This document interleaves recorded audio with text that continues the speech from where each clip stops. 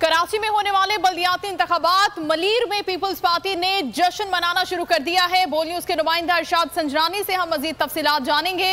इरशाद, आगाह कीजिएगा, वहां पर क्या सूरत हाल है जश्न की? कराची में बल्दियाती इंतखाबात और गैर हतमी गैर सरकारी नताइज आने का सिलसिला भी जारी है मुख्तलिफ हलकों से।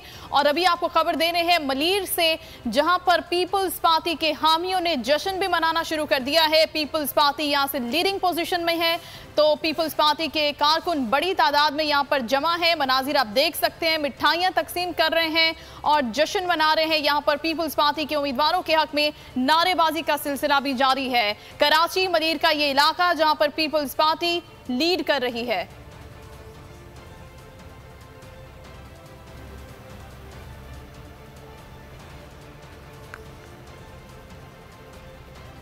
तो हैदराबाद में इस वक्त क्या सूरत हाल है वो मालूम कर लेते हैं। बोल न्यूज के नुमाइंदे शहजाद अली इस वक्त हमारे साथ